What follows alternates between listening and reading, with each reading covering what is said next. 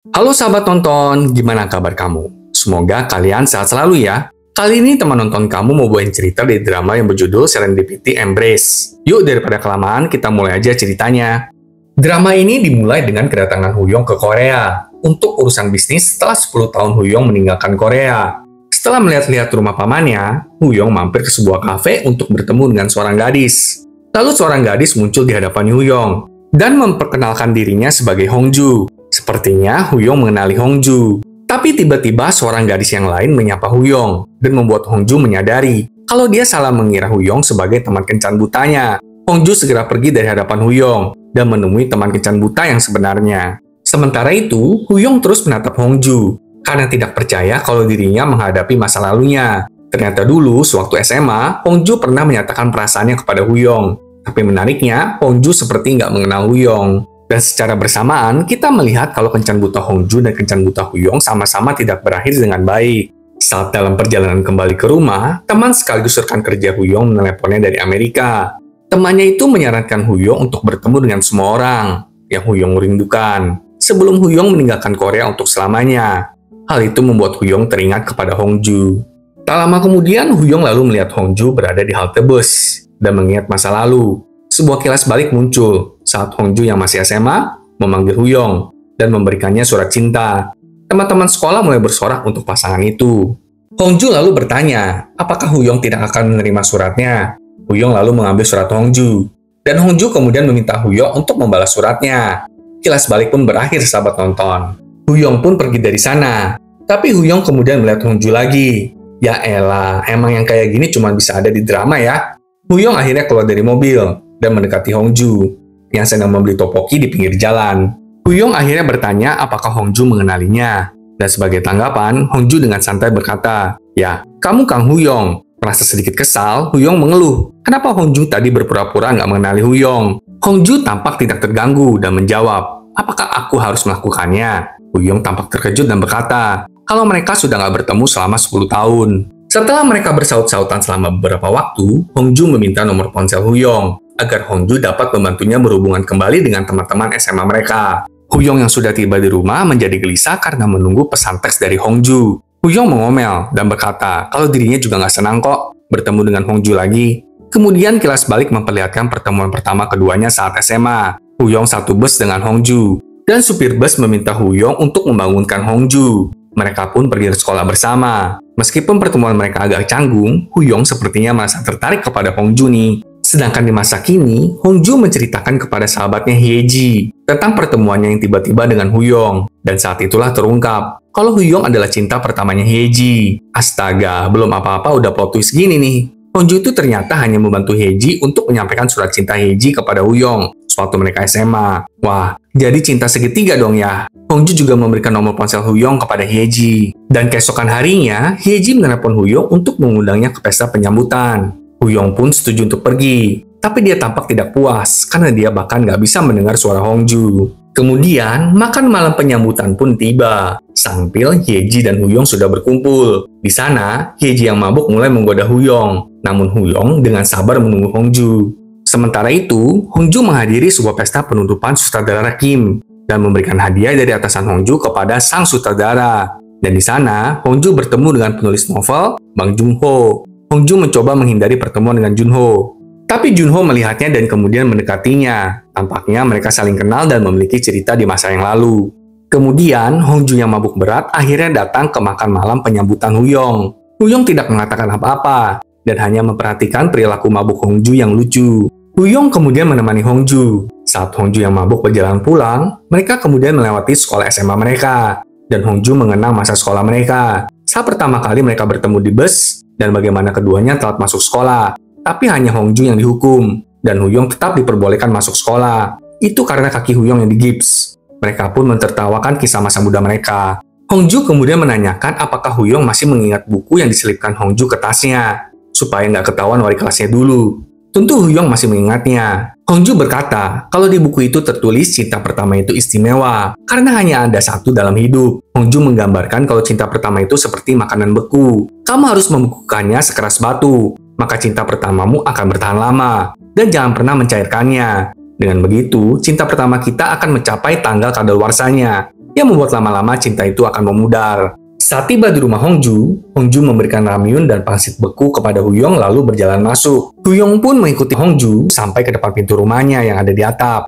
Dan Huyong mengatakan, sayang sekali, punyaku pasti sudah mulai dicairkan. Tentu maksudnya adalah isyarat pernyataan perasaan Huyong terhadap Hongju. Pagi harinya, Hongju mulai mengingat kembali tingkah lakunya saat mabuk kemarin malam. Minum-minum di perayaan penutupan sutradara Kim, dan bagaimana interaksinya dengan Huyong. Gak berapa lama, Yeji mendatangi rumah Hongju dan mengajaknya makan bersama. Dan di sana, Hongju menjelaskan kalau kemarin malam dia tidak sengaja bertemu dengan Junho. Junho menyapa Hongju, dan Hongju pun balik menyapa Junho. Setelah itu, Hongju minum bersama dengan seluruh tim. Lebih jauh, Hongju mengungkapkan rasa frustasinya atas penolakan Huyong terhadap Yeji saat mereka di SMA dulu. Hongju bahkan telah memberikan 10 surat cinta Yeji untuk Huyong, tapi tidak ada satupun yang dibalas oleh Huyong. Ya jelaslah, itu karena Huyong kan sukanya sama Hongju. Di sisi lain, Huyong mengetahui kalau penyewa atap rumah pamannya adalah Hongju. Paman Huyong bernama Bewook. Nah kan bener, hanya di drama yang bisa begini. Bewook mengatakan kalau dirinya dekat dengan Hongju, dan mereka sudah mengenal selama 1 dekade. Mengetahui hal ini, Huyong meminta bantuan pamannya agar Hongju bisa mengajak Huyong berjalan-jalan berkeliling Korea. Bewook langsung menghubungi Hongju, dan meminta Hongju untuk menghabiskan waktu bersama dengan kerabatnya. Tanpa memberitahu Hongju dengan detail siapa kerabat si paman ini. Hongju pun setuju untuk menghabiskan waktu dengan kerabat Bewook. Karena Hongju berpikir kalau kerabat Bewook itu adalah seorang gadis kecil. Hongju nggak tahu kalau kerabat yang diajaknya keluar adalah Huyong. Keesokan paginya, Huyong sangat gembira karena akan berjalan-jalan bersama dengan Hongju. Ketika Huyong keluar dari rumahnya, Hongju terkejut karena melihat Huyong. Saat itulah Hongju baru tahu kalau paman Bewook adalah pamannya Huyong. Dengan berat hati, Hongju setuju untuk menepati janjinya dan pergi bersama dengan Huyong. Mereka kemudian tiba di sebuah tempat bermain. Karena itu adalah rencana awal Hongju. Karena Hongju kan mengira dia akan pergi keluar dengan seorang anak kecil. Namun keduanya bersenang-senang bersama, menaiki roller coaster dan berfoto-foto. Meskipun senang, Hongju terus menelpon Hyeji. Karena Hongju tahu kalau Hyeji naksir berat sama Huyong. Namun takdir berkata lain. Karena Hyeji sedang mendaki gunung bersama dengan ayahnya dan tidak mengangkat ponselnya. Saat Hongju dan Huyong menikmati waktu mereka bersama, Junho menelepon ponsel Hongju. Tapi Hyeji sudah mengubah nama Junho di ponsel Hongju. Dari Junho ke jika menjawab telepon ini, pada dasarnya kamu bodoh. Mengetahui hal ini, Huyong langsung menyandera ponsel Hongju, agar Hongju tidak mengangkatnya. Hongju pun setuju. Setelah menghabiskan waktu seharian, tiba-tiba hujan turun. Huyong dan Hongju pun pulang bersama. Tapi alih-alih pulang ke rumah, Huyong mengajak Hongju ke Sungai Han. Saat itu, Hongju penasaran dengan mobil Paman Wook dan mulai mengotak-atiknya. Hongju menekan tombol untuk menurunkan sandaran kursinya. Setelah itu, Hongju tidak sengaja menekan tombol yang membuat jendela mobil terbuka. Bagian kursi Hongju pun jadi kebasahan karena hujan. Hal ini membuat Hongju panik. Tapi Huyong kemudian membantu Hongju untuk menutup kembali jendela mobil. Nah, saat itulah mereka jadi pandang-pandangan. Tapi nggak terjadi apa-apa kok sahabat tonton. Atau mungkin mulai ada percikan cinta di hati Hongju. Nggak sampai di sana, saat keduanya tiba di rumah, Huyong melihat Hongju kehujanan dan menarik Hongju mendekat. Deg-deg part keberapa dah ini? Untuk menghentikan kecanggungan di antara mereka, Hongju bergegas meminjam payung Huyong untuk menuju ke atap rumah. Kita kemudian kembali ke kilas balik saat para tokoh utama kita di SMA. Saat di perpustakaan, Hongju menegur Huyong karena nggak merespon surat dari Hyeji. Tapi Huyong bilang, loh, nggak merespon itu juga sebuah respon loh. Nggak perlu kan sampai aku kasih tahu maksud aku nggak merespon Hyeji. Tapi Hongju berkata kalau Huyong tetap harus memberikan jawaban yang benar kepada Hyeji. Bener juga sih ini, jadi kan nggak ngegantungin orang. Ya iya, enggak kan ya. Kilas balik ini berfokus pada ketertarikan Huyong kepada Hongju. Saat Hongju ketiduran di perpustakaan, Huyong membantunya. Dan bahkan diam-diam melanjutkan tulisan Hongju untuk permintaan buku. Dari sejak SMA, Huyong telah diam-diam mencintai Hongju. Bahkan setelah 10 tahun berpisah pun, perasaannya tetap utuh dan kuat. Apalagi saat takdir mempertemukan mereka kembali. Kembali ke masa sekarang. Besok paginya, saat Hongju masuki kantor, semua orang kayak tegang gitu. Dan tak lama kemudian, atasannya memanggil Hongju. Atasan Hongju ingin agar Hongju bekerja sama dengan seorang penulis. Dan tak lain adalah Junho. Kilas balik ke 3 tahun yang lalu. Hongju berlarian di airport untuk menghentikan Junho pergi. Tapi sepertinya Hongju ditinggalkan.